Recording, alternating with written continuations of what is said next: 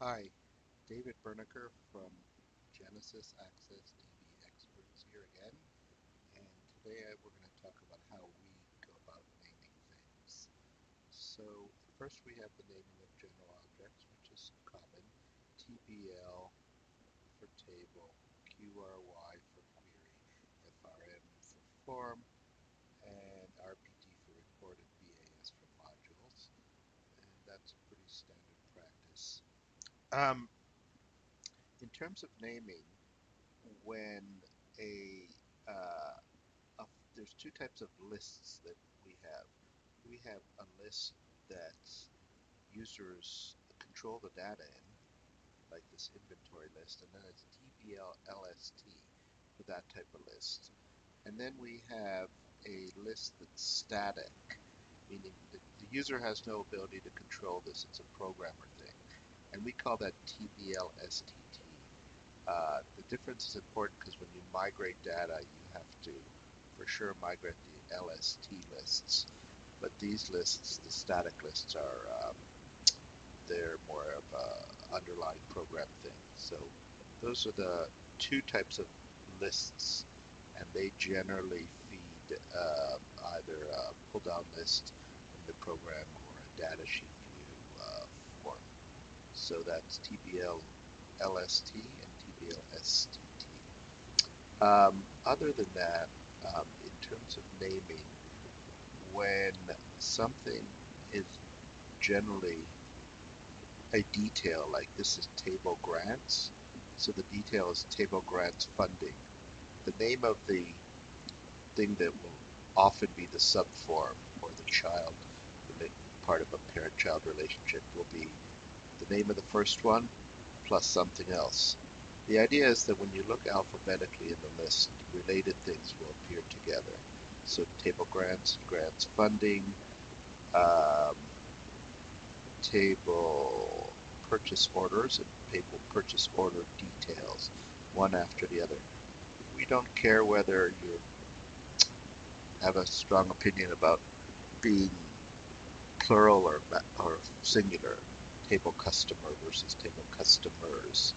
But whatever choice you make it consistent so that alphabetically related tables come in together.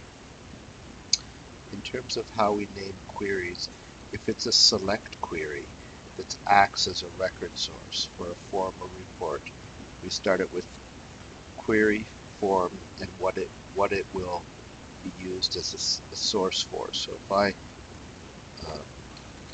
filter down to allocations, and I spell K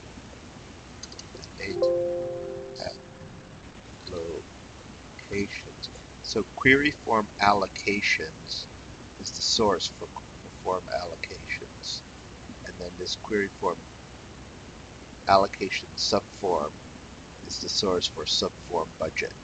So the name of the query is always QRY in front of whatever form it will be used as a source for. And the same thing works for reports. So query report order status is the source for report order status. This makes it easier when you're trying to find the query source. It's much more apparent. I think the last thing I'll talk about is subforms. Some people use a convention where they start subform with SF. Again, we want things to appear alphabetically related. So alphabetically form allocations, if they're subforms, it's name of the main form, SF, and the name of the subform.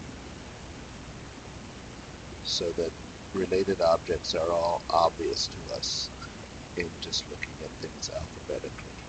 So those are the naming conventions that occur for these objects. Now let's look at some field naming conventions. Let's see what. So the primary key, which is usually an auto number, will always just have the main name of the table, like grants, and then ID, just like that.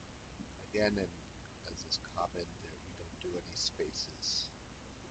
Um, you can name things whatever you want, but no spaces, no underscores.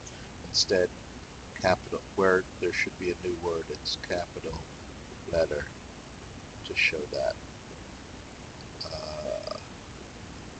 Now the only other thing, if you have, the last thing is, if we look at some naming here, so the primary key is purchase order ID, and the foreign key would be, you put the, anything that's a foreign key should have the word ID and should be at the top of the list.